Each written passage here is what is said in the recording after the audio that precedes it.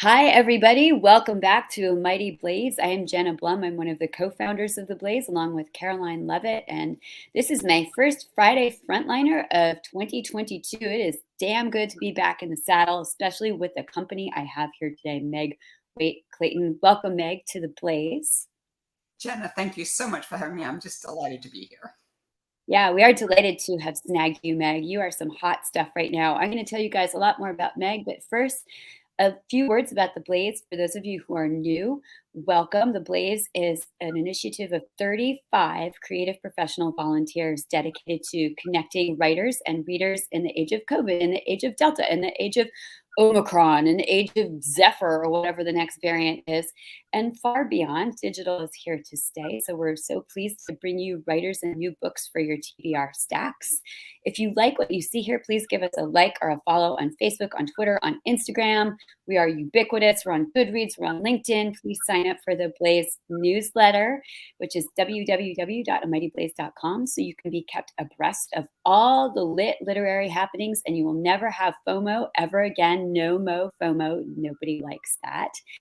And a couple more housekeeping things, tiny ones, I promise. The first is that we want to know how we can do this better for you. So whether you're joining us for the first time or whether you're a Blaze repeat offender, please let us know, like, what do you like about what we're doing and what could we be doing better and what do you want to see more of? Like, do you want to see like more dancing boys in cages? Let us know. You want to see like go-go dancers, you want to see like more frontliners, more debuts, more whatever. This is it, more animals. I would like to do authors and pets. Like, let us know. We will make it happen for you. And also, we're looking for interns to join the Blaze fam to be social media producers. So come to mama, send your resumes to amightyblaze@gmail.com with the subject header, join the fam.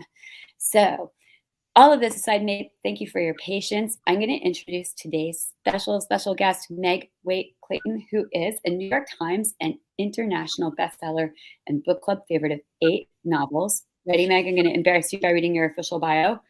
So buckle up. You. Meg is the author of 8 novels, including most recently, The Postmistress of Paris. I'm like, I still have not learned after 3 years, like, how to hold up a book on StreamYard. Someday, you do it, right? Yes, please, like, hold it on up. There it goes. This is a beautiful, beautiful book. Like, this is a hefty, heavy hardcover that you want to get in bed with and read night after night. Like, this is an amazing, one of those old-fashioned immersive reads that just picks you up and does not let you go. It's also a Good Morning America buzz book, which I want to ask about. Publishers Weekly notable book, Indie Next Booksellers book, Lone Star's Librarian pick, Book of the Month add-on, and Amazon Editor's pick recommended by People Magazine and USA Today. Boom. Meg's prior novels include The Last Train to London, which was also an international bestseller, whose screenplay was chosen, which Meg wrote, right? Yes. For the prestigious Meryl Streep and Nicole Kidman sponsored The Writer's Lab. Beautiful Exiles, The Race to Paris, The Wednesday Sisters, which was named one of Entertainment Weekly's 25 essential best friend novels of all time, which I love, and The Language of Light. So, wow, welcome. I am tired now. I need to go take a nap. Do you feel like you need to take a nap after like achieving all of these things, like such incredible accomplishments? I think I need to shorten that bio a little bit, maybe. I don't think so. I think you need to be proud of everything you have done. So first question is always about the book, but I'm actually going to slide a half question in there, which is, how do you feel about this, listening to yourself introduced? Every time I'm introduced, I think, who the heck is that? Are you like, this is an amazing dream? Or do you feel like, yes, finally? I totally feel a little overwhelmed every time I hear it. When I started this adventure, I was a lawyer before I was a writer.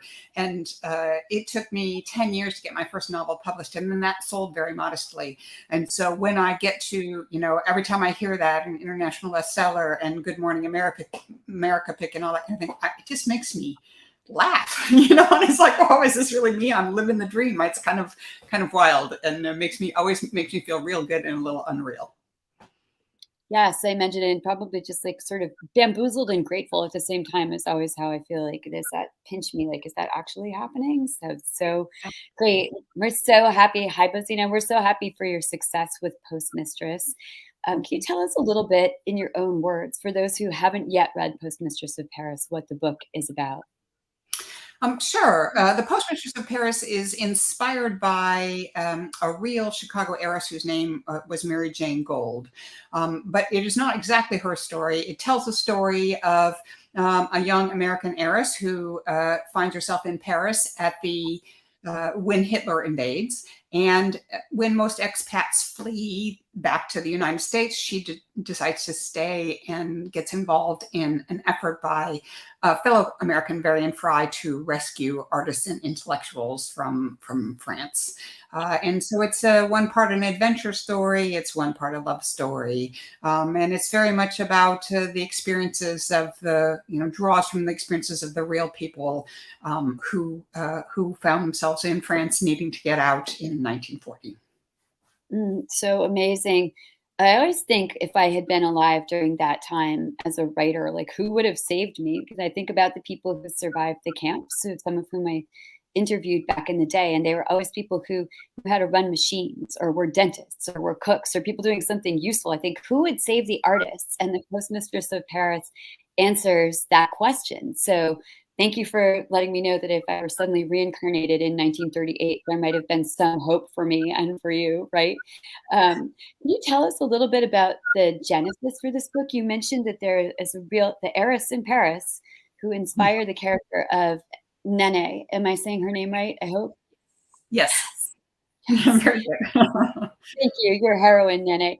Um, but were you inspired by Mary Jane first and foremost, or was there another puzzle piece of the book that's sort of embedded in the story that inspired you to pick up your pen and start writing? I will say that I was drawn to the story first by the artists. I actually saw a picture of a fellow who is a character in the book whose name is Danny Benedite.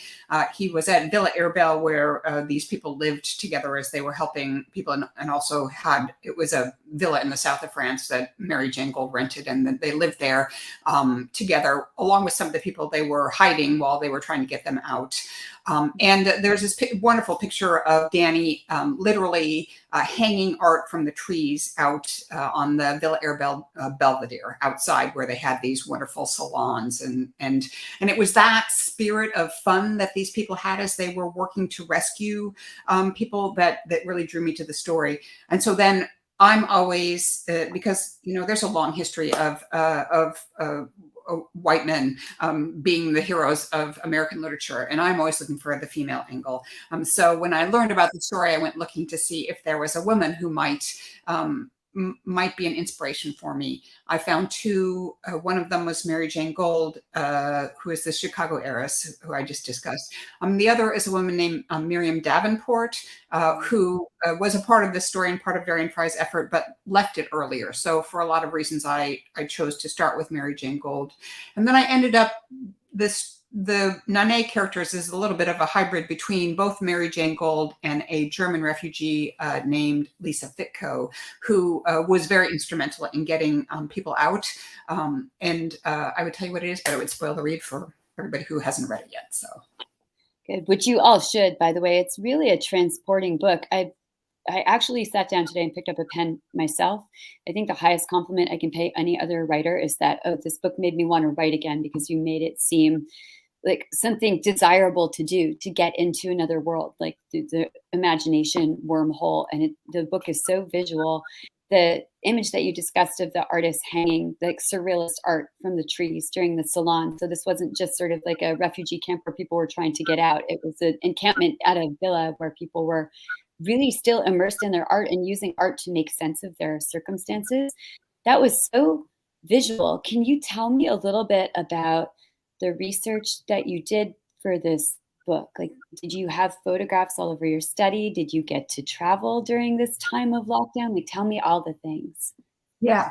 Let me start by saying that there are kind of two places where the art plays in the story. One is in this internment camp it's called Camp de Mille. It's a real internment camp where the French actually interned Jewish refugees, German refugees, mostly Jews, even before Hitler invaded. So it's this kind of very kind of dirty little piece of French history, much like when we interned Japanese Americans, that is not well known and not obviously well advertised. But Camp de Mille is a has been preserved as a museum. If you're ever in Aix-en-Provence or really anywhere in France, and you should go visit it. It's amazing. And so that's where a lot of the refugees were interned. They were literally rounded up and imprisoned there, and they couldn't leave. But they could, their spouses and friends could bring them things, including art supplies. And so what the men at this camp did, it was all men at the time, is they created art wherever they could, on the brick walls and on the ceiling beams. And they wrote symphonies and performed them, and they wrote plays and performed them. And so they really, it was this amazing spirit of helping them survive even when they were interned. And then there was separately this effort to get people out, and that was at Villa Herbel, this kind of rundown, ramshackle villa in the south of France. And some of the artists lived there along with, and writers lived there along with the people who were trying to get them out. So I visited Camp de Mille, obviously, because it was in France and it was a great excuse to go to France. And I'm always looking for a great excuse to go to France. Villa Herbel was not there anymore. So for that, I had to rely on accounts and photographs and things like that. You know, I don't know if I write to travel or travel to write. I love them equal measure. So I did go to Paris and wander around myself, imagining myself as Mary Jane Gold. I figured out exactly where she lived and spent some time there. She lives very near the Bois de Boulogne, so I spent a lot of time there. I did not, unfortunately, realize that the story was going to open in a plane over Paris until I had already left Paris for the second time. And I was actually supposed to go back again. And I thought, well, God, I could use this book as either an excuse to learn how to fly a plane myself or to have a small plane take me over Paris. But by then we were in lockdown. And so for that kind of research, I look for people who can help me. And I found a fellow named Christopher Keck who said a woman named Susan Holm who her father had flown one of the Las Vegas Gulls, which is where the plane opened. The story opens with Nanette and her poodle, Dagobert. And Nanette's flying the plane, and Dagobert's in the passenger seat beside her, flying over Paris. And since I couldn't do that myself, Christopher and Susan conspired to set the flight up on a flight simulator for me and flew me over Paris by Zoom for hours until we got it just like we liked it. And so it's a mix of being able to do stuff myself and when I can't, relying on other people. That is, I found is quite delightful. I really love having people help me out with the things that they particularly know. Yeah, that gave me goosebumps hearing about flying over Paris on Zoom. I think it speaks to your ingeniousness and the resilience of all authors right now. If you can't get to where you're writing about to research it, there are many ways to do it, including plumbing the depths of other people's knowledge and imagination, which we always do, right? Do you feel like maybe there's something known as retroactive research where you could go up in a plane over Paris when we're not in lockdown anymore? I think so, and you'll write the permission slip for the IRS for me, right? Oh, for sure. Oh my gosh. Well, actually, I have another story about that. But when I was writing my second book, The Storm Chasers, and then I got audited, I found myself in the weird position of trying to explain to an IRS auditor why I needed to go drive around in a van, chasing tornadoes for 8 years in a row to try to get the details right. She did not buy it. I thought I'm going to the So my advice to writers is always have a good accountant, and also always write about the places that you want to go to, right? I mean, Paris, very excellent choice. Many of your books, sorry, go ahead. I was going to say for my third novel, it was the Wednesday Daughters. So it was my fourth novel. I pitched it as set in Italy, and my editor said, "Why in Italy?" And I said, "Well, because I want to go to Italy." Spend a month there, and she said, American readers would rather read about a book set in America. So then I went about figuring out where else was on my places I wanted to go list that my editor then might buy. And I came up with, I knew she liked Beatrix Potter, and I did. And so I came up with the English Lake districts where Beatrix Potter lived. And I pitched that to her, and she said, well, England's sort of like a suburb of the United States, so I guess that would work. And so That was my first international angle, and was fun to explore and write. Nice. I'm sure all the British people watching this are like, "Oh, we're actually a colony of the US now. We're just a suburb of the US, aren't we?" Yes, yes, you are. And we are Just to coming be back. clear, I was the editor, not me.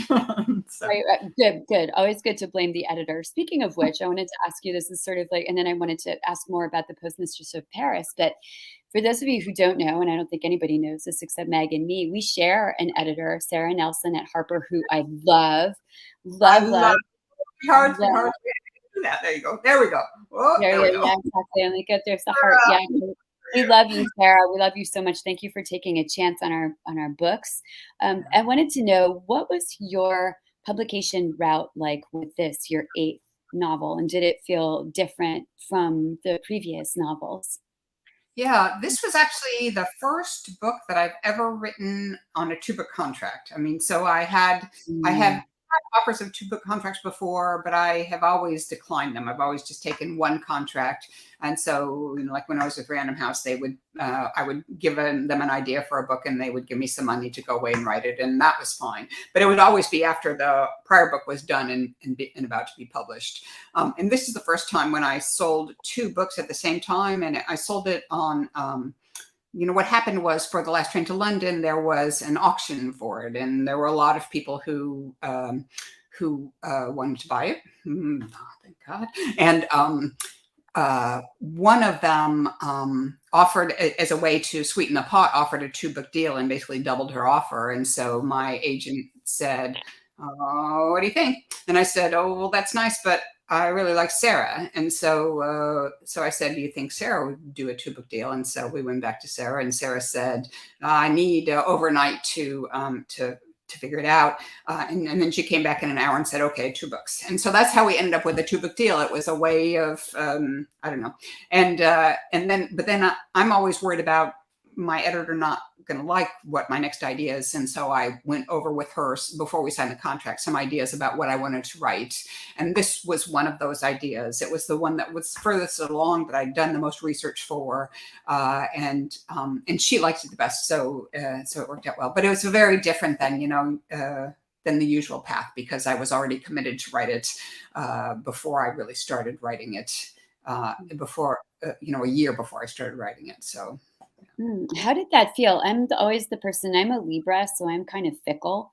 And I always worry that if I sell somebody on an idea before it's written, which is what I did with my second book, that I'll end up not liking that book anymore. And I don't write, I'm a fast writer, but I'm a slow researcher and sort of meticulous. So it takes me, I don't know, like 1 to 3 years to write a book, unfortunately. And so I feel like I'm going to be stuck with this boyfriend I don't like anymore for 3 years. Do you ever have that? Or was it just like a nice assurance that you knew what you were going to be writing about, and it was all feeling okay and secure? Yeah, I will say that I would never sell a book until I knew that it was a book that I wanted to write. And so I had been, this was one that I had researched. I already had probably, a lot of the research done. I'd already gone to France once. I already knew it was going to, a lot about what the story was going to be about before I pitched it. So that was okay. But I'm like you, even though I'm a Capricorn, not a Libra. And I always feel very reluctant. I mean, I really like to write the book and then make sure it's in the hands of somebody who I know loves it. And there's no way to do that until, the book is written. But I do feel, I mean, Sarah, I do feel Sarah is both, has great taste, and so therefore will always love whatever I want to write. But also,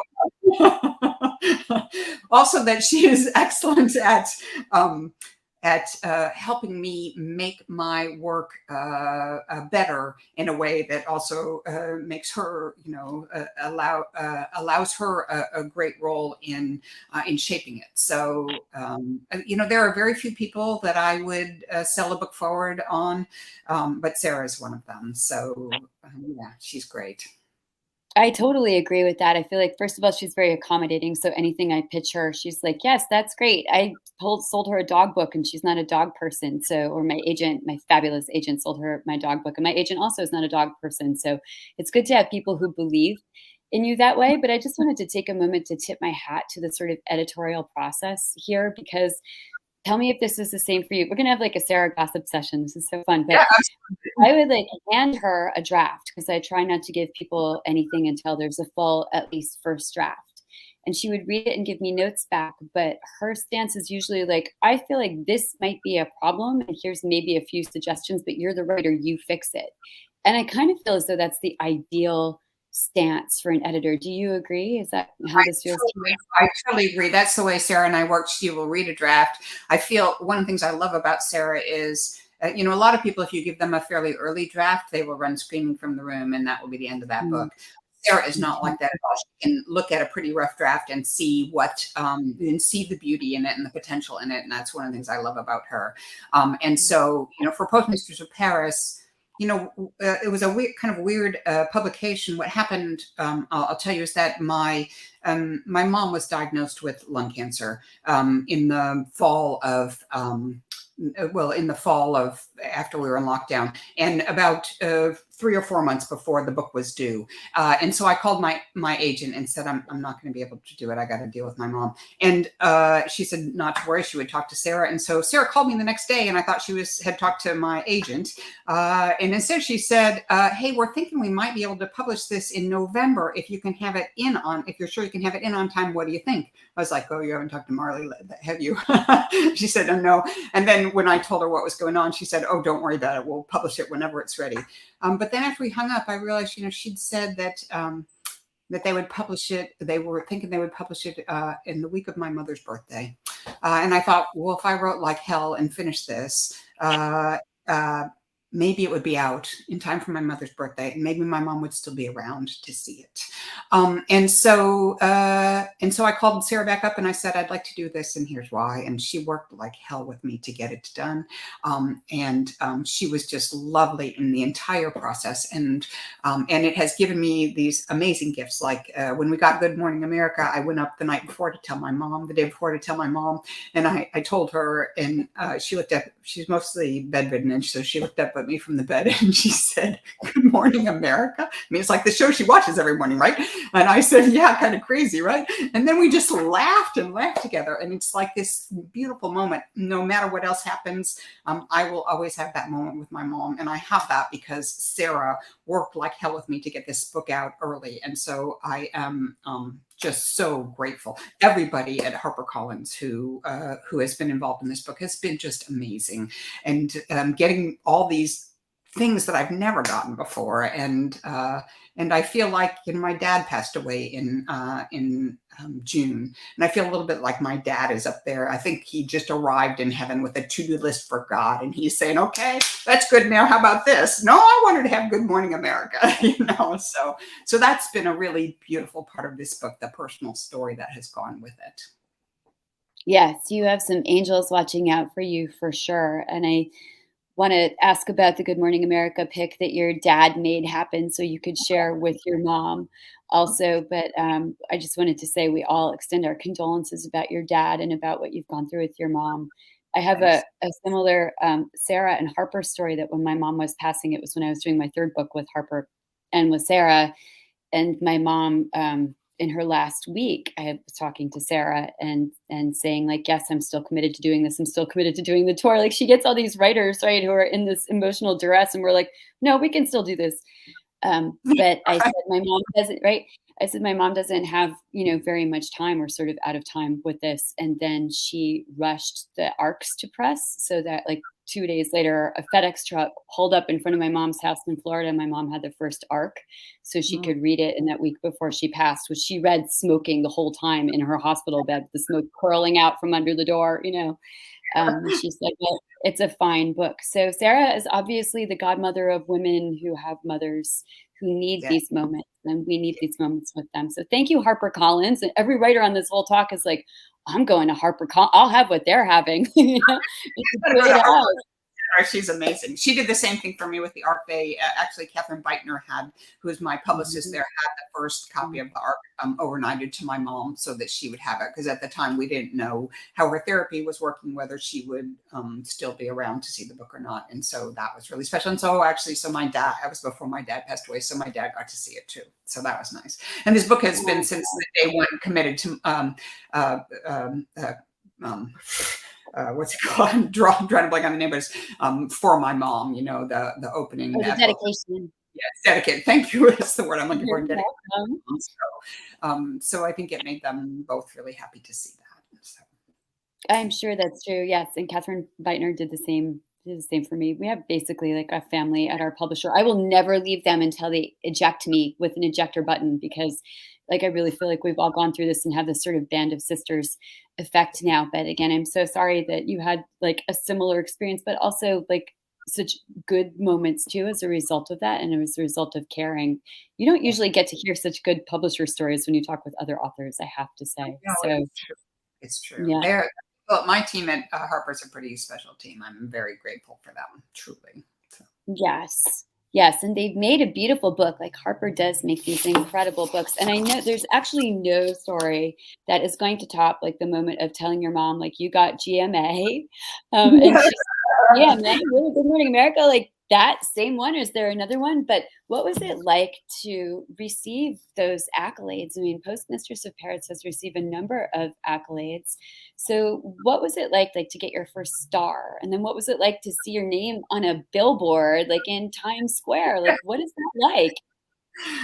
It was a lot of fun. You know, the first response to this book from the publishing world was included on the PW notable for the fall list. That happened this summer, and we were all like, "Oh wow, that's great." But we hadn't even got a review yet or anything. We didn't have the PW star or anything, but we felt like that was a good start.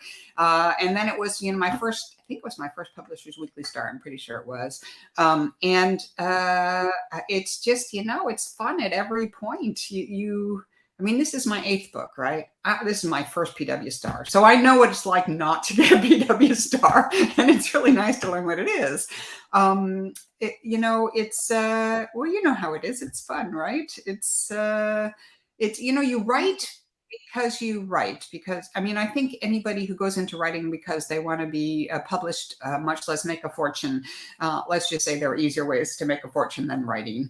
But if you love writing and you do it for that reason, like I do and like I know you do, then all the things that come your way they're just like icing on the cake because you've already got this book, when it's all about the book and it's all about having readers. But I always feel like with all those things, they increase the visibility of the book and they expand my potential readership. And I just am all I'm in this for writing for myself, but then also for connecting with other people, for connecting with readers. And so it's lovely. It's yeah, I would do it again for sure. Yeah. Right? Yeah. I mean, America again, that'll be fine. yes, Yeah. you need to be on a billboard with every book. I absolutely agree. And I think you're much nicer than I am. I write for world domination. Everybody I work with is like, I like to control the world.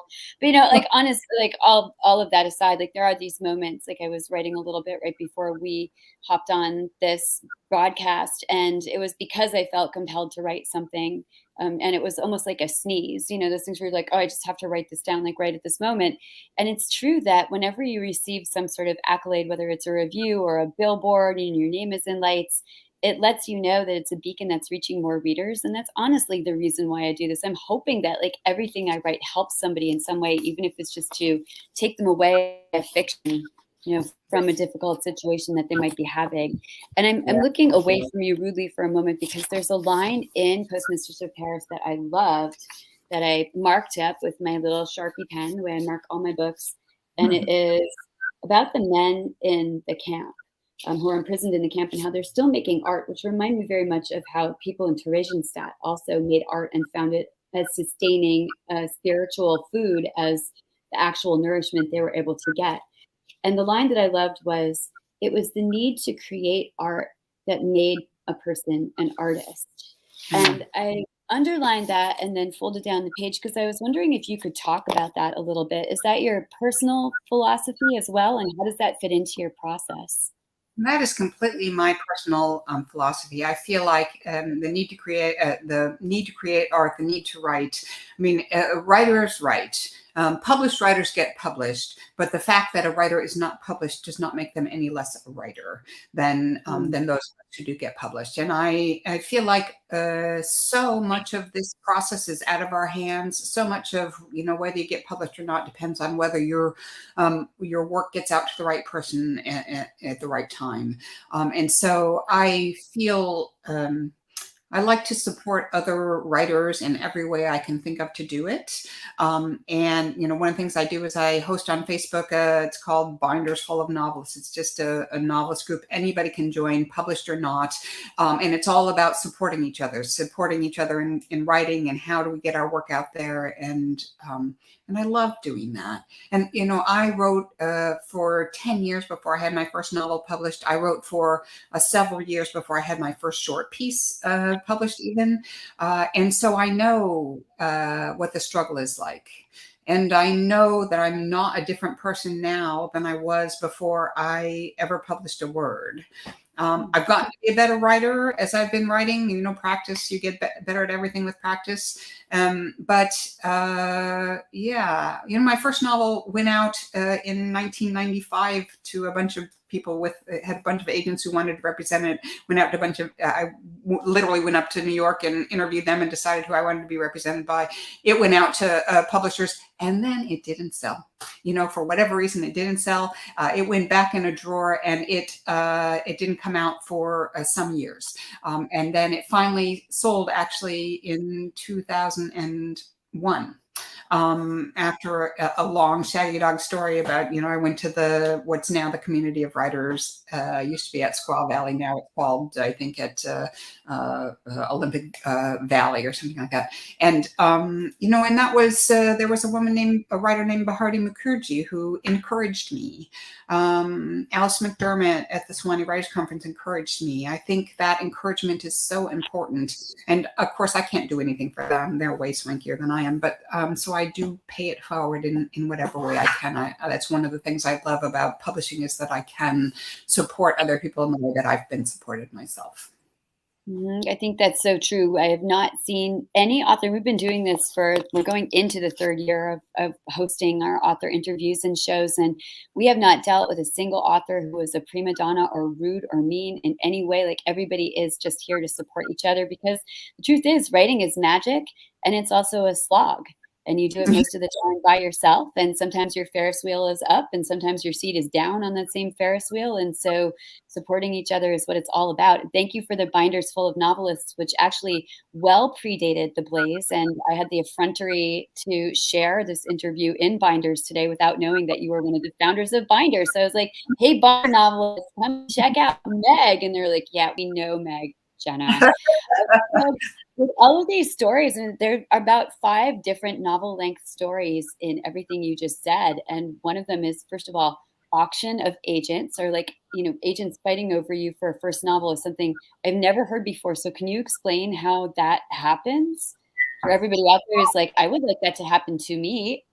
Yeah, but so just to be clear, the end of that story was it didn't sell, right? So that novel. We want to know about the how you made that happen first. Right. So what happened was, I'll tell you that I wrote this novel and then I sent query letters the way we always did back then, which was actually, you know, stamps and copies of the opening chapters in the mail and everything, and I got nothing back. You know, and so I went to my husband, Mac, and I said, I'm getting nothing here. And he says, show me what you're doing. And so he looked at my cover letter and he'd already read the manuscript. He thought it was a great manuscript. So, and so he looked at me and he said, he read the cover letter and he looked at me and he said, Meg, do you think that General Motors sells cars by saying they're brown and they have wheels? He said, this is just like a boring cover letter. He said, you need a better cover letter. Cover letter is a sales document. So look at it that way. He said, I know you don't like to sell yourself, but that's what it is. So, so get over it and let's do it. And so we changed the cover letter, We did not change a word of the manuscript. I swear, we just changed the cover letter.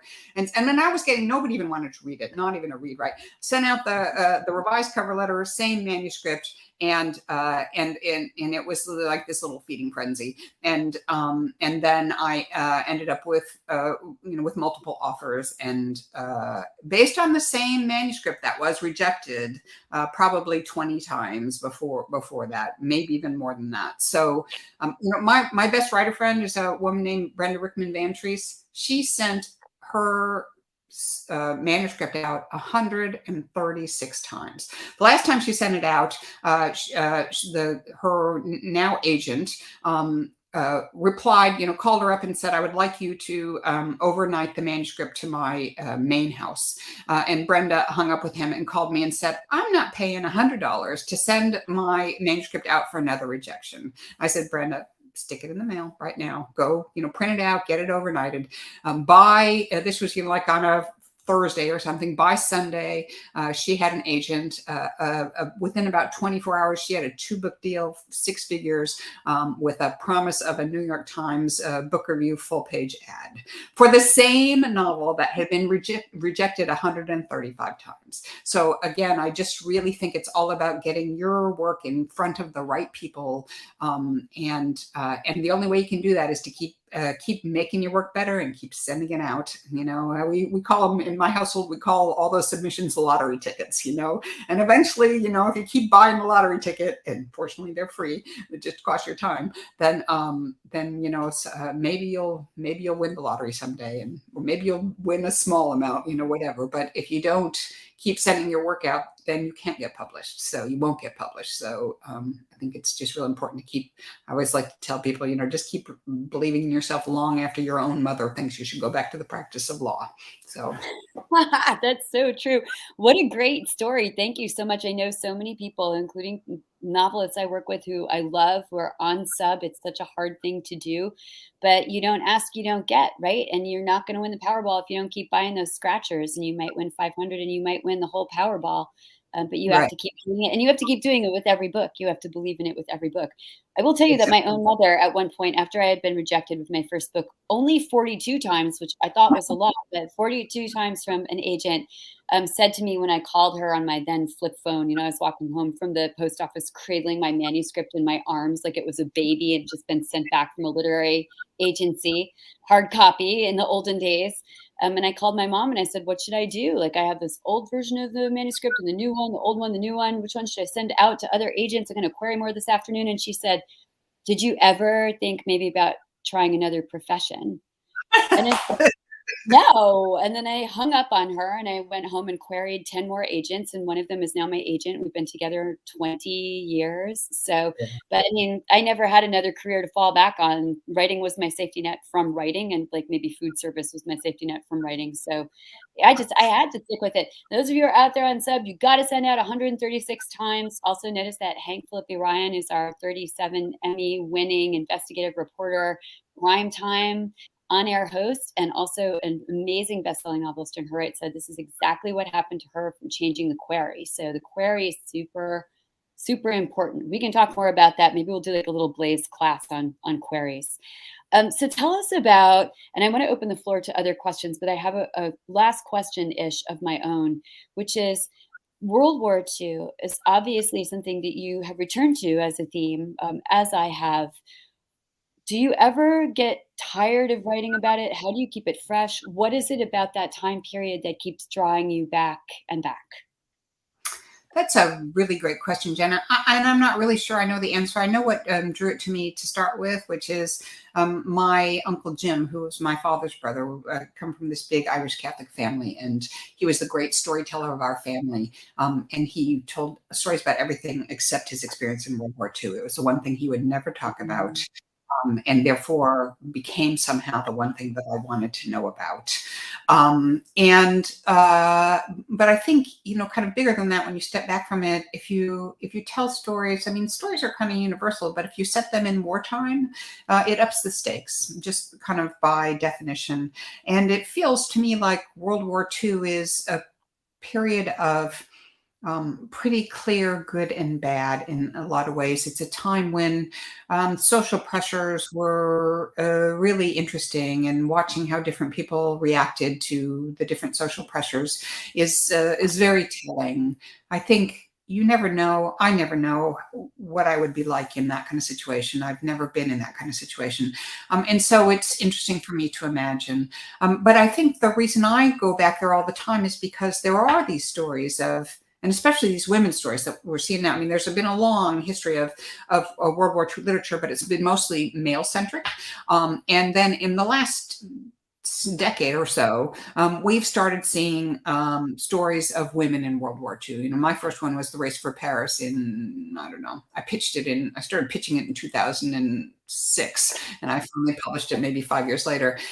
But I just think that they're inspiring. You know, they help us see how to live now in ways, you know, like the Postmistress of Paris. It is at its heart a story about what it's like to be a refugee. You know, what it's like to stand at the top of a mountain and look back on everything you've known, the only world you've ever known, all the people you've loved, and then leave.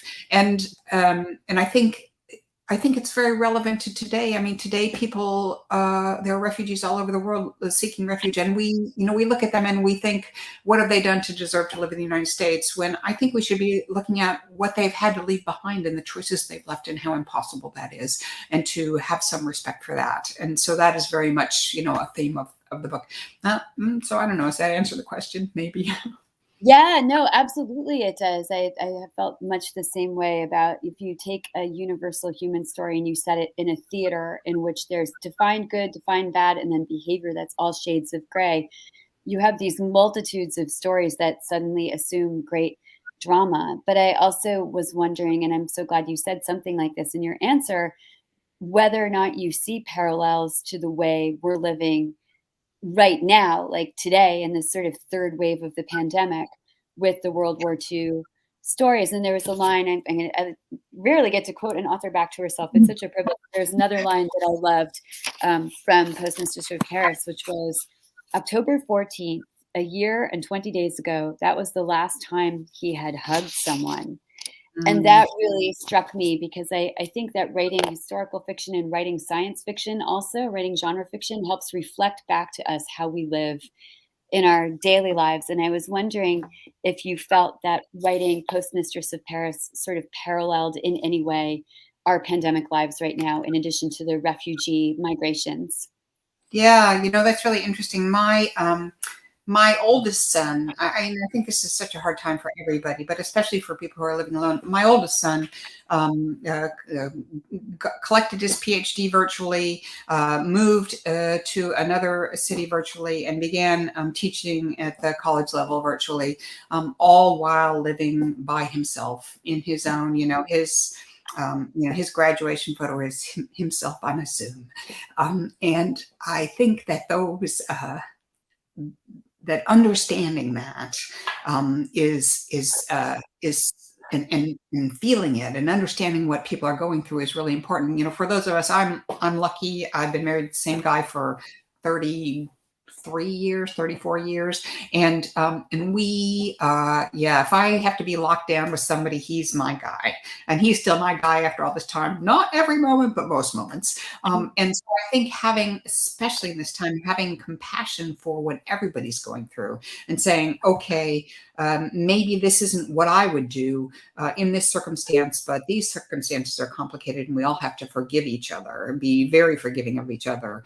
That I think I think it will make us all a better world. And so certainly I am looking at that kind of experience as well as I'm writing. Absolutely. I mean, I think you know this, everything we write about, you can only write from your own emotional space, from what you feel in your heart. And you can project what you feel in your heart to other situations like World War II or whatever. But you can't write emotions that you don't feel yourself. And so, I think much as I don't love this pandemic, it has certainly given me a broader range of emotions to write from. So maybe that's a silver lining. I don't know. That's certainly true. I think about that a lot, about what the role of the writer is. Right now, I just finished reading Jodi Picoult's Wish You Were Here, which is set during the pandemic, and it's so interesting because we're still living it, and yet I feel as though the service that she has done is to encapsulate it and make it understandable and reflect our very recent history, like a year ago, back at us, and preserve it sort of in amber, which is what we do. And at the same time, I think I don't know if I can write about it emotionally without projecting it through a prism of historical fiction, or some other way of throwing it outside myself, but to take the emotions and then project them in that way, which is what I feel like you did in Postmistress. Even as that the service that does for us is take us into a different time too, so we get to feel the emotion yet escape our current circumstances. I think that's one of the great things about historical fiction. I also have to say, I think we all need a Mac, right? Like a Mac, like not It's a computer Mac, not an Apple, but like, send him on over for query letters and sales pitches, and also for companionship. And I will say, as somebody who lives by herself also with her beloved black lab, that what really has pulled me through is Blaze and working with this amazing family of writers. Like, I literally get up and work with these people every day. They're the first text I see on my phone. They're the emails that are in my inbox. And then I get to interact with other writers and readers every single day. And that's such a privilege. So thank you, readers, for allowing us to continue to share our humanity in this way and to continue to be kind to each other in this way. It's a really big deal. It's not just a hobby, right? So I love what you said about forgiveness and forgiving all our weird behavior, including mine. So now I have like carte blanche to act however I want. Do we have questions from the audience? I have been monopolizing, Meg. Anissa, the party is here. Anissa Joy has arrived. So Anissa asks, when you are researching for a book, at what point do you know that you have enough for an entire book? And do you outline? We saw you sneak in 2 questions there, Anissa, but that's okay. I'm going to ask the easy one. I'm going to answer the easy one first, which is, do I outline? And the answer is yes. I mean, the answer to, do you, for almost any way that people write, is my answer is yes. I outline. I, do a whole bunch of things. I have, I can't show it to you now because it's taken down, but I have a magnetic board in my office, and I do something called my card outline, which is I take those 3x5 note cards that I use to write term papers or I was supposed to use to write certain term papers when I was a kid. I just write ideas down for what might happen in a book, and I just throw it on the floor, throw it on the floor. Because for me, any idea that I have, if I give it 30 seconds to think about, will be a stupid idea. And so that's a way of turning my internal editor off as I'm trying to brainstorm what a story will be. And then I pick them up and I try to start seeing if I can shape them into a story. I've usually done a lot of the research by then. I usually research one book as I'm writing the next, write one book and I'm researching the next as I'm writing one book, so that I always have something to grab forward to. And then when I write, I actually use a program called Scriveners, and it allows me to have my outline on one side, which is, basically my folders and stuff, my text, and then my research on the other side, images and notes and all that kind of thing. And so I love that format. And I think I've successfely escaped that first question, which I don't remember what it was. How much research do I do before I start writing? Was that it? Yeah. How do you know you have enough research to fill the book, I guess, sorry, Anissa, I kidnapped your question. That's a good question. I don't, I think I know I have a story when I read about something that makes me, that moves me deeply inside. And I can always find enough research for a jumping off point. And honestly, I write fiction. So if I can't find stuff, I can make it up. And that's one of the beauties of, the difference between fiction and nonfiction is that you don't have to have the same kind of resources to write fiction as you do for nonfiction, which is not to say, I have books and images and do trips, and there is a ton of research, but I can, if I don't know the answer to something, and I can't find the answer to something, I can make it up. And so I don't know. I think I know a book is going to happen almost when I start, because I know that the emotion is there to write from, and I'll figure out the rest of it. Yeah. Mhm. That's so interesting because I often talk with writers about where their books come from or what is the motive? What is your motive for writing a book? And or like what is that central locus of how why you started, why do you feel compelled?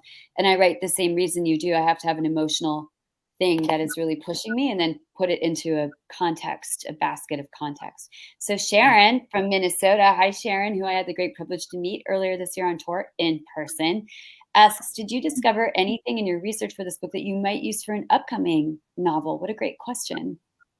I always have stuff that I pick up along the way, and I never throw anything out. I'm one of these writers who, like, if you look at I keep having to get bigger computers because there's not enough room on my computer for the stuff that I have. But so I'm always finding things. The way I found the Postmistress of Paris is my novel before this, The Last Train to London, featured was a novelistic telling of a real story about a Truus Weissmuller, who was a Dutch woman who led the Kindertransports.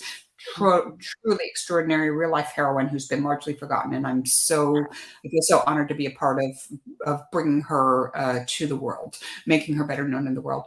But so one of the things I did in researching that was Truus in the context of that book, in the course of that book, is arrested by the Gestapo when she's in Vienna.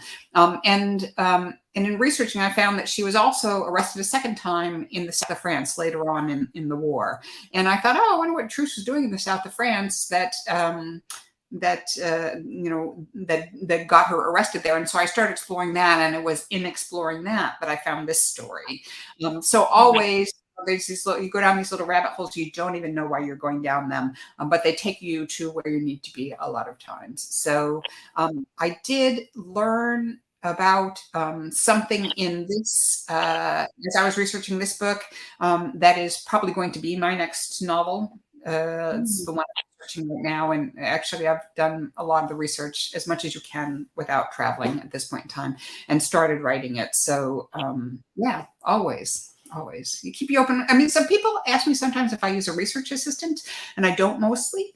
I will sometimes have an intern who will track down stuff for me or whatever. But I feel like so much of, like, if I send out a research assistant, they would bring me back what I'd asked them to get me, but they wouldn't see all the things along the way that I might like to have to collect to myself to either use in this novel or save for another novel. So I love doing the research myself, and we'll probably always do that. Same, absolutely. Because you miss out on the browsing factor. It's what I miss most about going to bookstores in person is you go Yeah, for a specific book and you come out with 6 additional books right. because you are walking past all those enticing covers and you pick them up and open first page. And it's the same thing with research. You think you're going to see what a dress looks like and you come out with a baguette. And like, Right, sometimes exactly. weird, some weird things, factoid. And what I love about what you just said too, one of my other questions that I didn't get to was, do you have a weird research tidbit that you didn't get a chance to put in this book?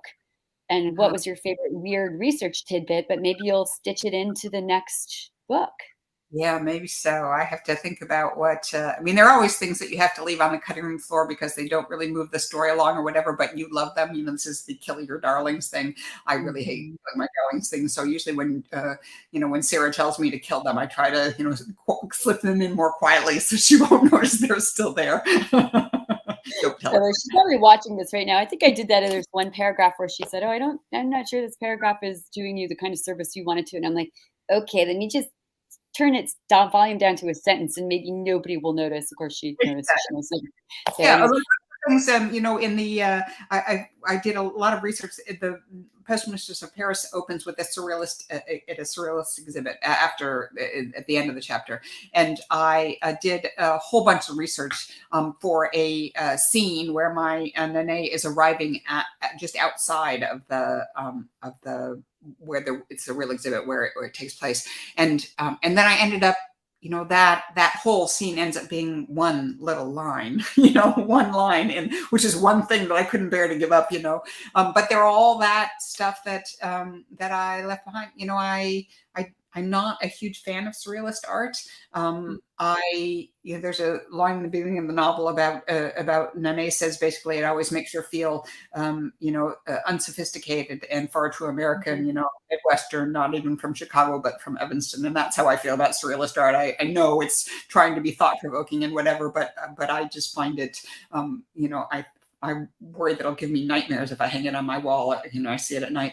But I did learn so much about surrealist art, and it's all kind of fascinating, interesting, and it is the art of this period. So I have some fodder for my next one, for sure. Yeah. Nice. I would not have guessed that because the way you describe the art in the book is so clear and so interesting. So you really did it a great homage. I felt at times like I was reading if Whitney Scherer's Age of Light, which is relies heavily on surrealist art in Paris, the story of Lee Miller, sort of Yes. had a baby with Suite Française. So it was kind of like they had a post-truthist of that. Those are, especially Suite Française. I mean, that's an amazing book. That is a true. Yeah, it is amazing. But a lot of the opening of Postmistress reminded me of Suite Française, and also reminded me a little bit of All the Light You Cannot See, the sort of refugee columns of people moving from place to place. The things that they took with them in and of themselves were surrealist art, where people were like walking along, again, like holding a baguette or a bag of oranges and then like trying to tow a piano. The whole war is surreal. So I think it's such a great visual metaphor that you incorporated. I don't know. I have two last quick questions and then we have to let you go because we've kept you for almost an hour. But you talk about what you're working on next, and would you give us a sneak peek of that? So I will tell you that the answer to that is I feel very superstitious about talking about what I write. My fifth novel, The Race for Paris, which is about women journalists hoping to be the first to report the liberation of Paris in World War II, was going to be, I pitched it as my third novel. And then I pitched it as my fourth novel. And it was only after I stopped talking about it being my next novel and actually just sat down and wrote it when I was supposed to be writing other things that it became that it finally became published. So it leaves me a little reluctant to talk about what I'm working on. I will say that I'm working on another novel set in World War II. This one in Paris. This one actually more solidly in Paris. The Postmistress of Paris is set in part in Paris, but also a lot of it's set in Provence. And I will say it's a book about books. And that's about all I know so far. Oh, very well done. I have a question. Can I go to Paris with you to research this one? Yes, you may. I love the last time we were in Paris, we actually, ended up having, I don't know if you know Mary Morris. Let's see, I'm trying to think who else was there. Michelle Richmond was there. I'm trying to think who else. So we just had a little gathering of writers at our apartment in Paris. It was so much fun. So we love to go to places like Paris and have friends over who are also there. So yeah, come with us. All right, I'll be there. I'm going to start taking French like next week, and I'm not kidding. It's kind of like a Gertrude Stein salon, except with nicer, better looking people. So I mean, what could be? Yeah. I'm so there. Okay, so I know we're all good. The Blaze is we're going to take a Blaze jet and go to Paris. Let's do a Blaze from Paris. We should do that for sure. Oh, yeah. Indeed. And maybe Tatiana Devonnet will host us because she lives right near the Eiffel Tower. So I'm on it, Meg. I'm on it. I think we have one last question my producer is saying, and then we will let you go to your midday cocktail. What inspired you from Patty to be an author? There's a quick answer for you. Yeah, absolutely. I wanted to be, when I was a kid, if you asked me what I wanted to be, I would say I wanted to be either an astronaut or a novelist. And then later on, I changed it to a doctor or a novelist. But always, always writing was in there. But I didn't think I could write. And so I went to law school. I went to college and I went to law school and I practiced law for a lot of years. And then Mac, just to circle back to everybody needs a Mac. I was working all the time as a lawyer. I was an M&A lawyer, and 100-hour weeks were pretty routine. And my husband had left the practice of law and he was the one who came home and let the nanny go every day. And I got home late one night, as I was wanting to do, and he sat me down and poured me a glass of wine and said, so, is there anything else you want to do with your life? By which he meant, would you like to have a life where you can actually come home during the day or at night or whatever? And I said, well, and I said, well, I'm pretty good at what I'm do as a lawyer. And he said, set that aside. He knows how type I am. AIM. He said, if you could be anything in the world, what would it be? And I said, well, if I could be anything in the world, I'd be a novelist. But like, that's going to happen. Ha ha. And he didn't laugh. He said, how are you going to know if you can do it or not if you don't give it a try? So I didn't exactly jump off, the legal train the next day or anything like that. And as I said before, when I did, it took me 10 years to get my first novel published. But that was that advice, that understanding that by not trying, I was by definition failing at what was my dream, even though I'd never admitted it to anybody since from the time I was 13 until that conversation when I was 30, probably. I'd never admitted to it, but it's what I always dreamed of doing. And, if you don't try for your dream, you're never going to get there. So that was my inspiration. But it was, the reason I wanted to be a writer is because I was a reader, because the things that moved me as a kid were the books I read, things like A Wrinkle in Time and To Kill a Mockingbird. They made me want to be a writer. So, because I felt understood and I wanted to be able to give that gift to other people, to be understood, to see themselves in and understand their own experiences. Well, you certainly have done that. I am just sitting here getting weepy all over again listening to that answer. You have given us so much. Also, I would like to say Mac has given us a lot by telling you you needed to be a writer. So we love Mac here on The Blaze. Bring him back next time, but we love you more, Meg, and we love this book. So you guys, if you haven't, why is my ring light doing this? If you don't already have like 5 copies of The Postmistress of Paris, you need to buy at least 5 copies immediately. Do it for yourself, do it for Mac, do it for Meg, do it for Meg's mom, also for her dad, and give copies to everybody you know, because it's such a transporting book and it will make you feel more connected and it will just take you away and yet like keep your emotions tethered to where you are now. It's just really, really, really good read. Thank you so much for coming on and talking about the book and talking about your path as a writer and where you are now. We love having you. Can I just say same thing? I wish I had the cover to show you, but I read it on a Kindle. The same thing about Woodrow on the Bench. Really, just a lovely, lovely book, and everybody should go and do that. And even though I read mine on a Kindle because I had a galley, you should go to your independent bookstores to buy these books. So please think about when you're buying books. Please think about supporting your independent booksellers. They are the future of literature. Every author who gets anywhere, with very rare exception, starts through their own independent bookstore. And so I feel it's so important to keep them as part of our lives. And in order to do that, we all need to buy books there. So thanks. Absolutely. I did not even pay her to say that about Woodrow, but thank you, Meg. And definitely shout out to the indie bookstores. If you buy a book through the link in our chat, it's going to go to Bookshop. And by buying from Bookshop, you support all the indies with one click. So what could be better than that? Buy books, everybody. Have a blessed weekend. Thank you so much for joining us at the Blaze. And again, Meg, thank you so, so much for coming and being with us this afternoon. We love you. All success. Thank you, Jenna. Thank you so much. Bye, everybody. See you next time.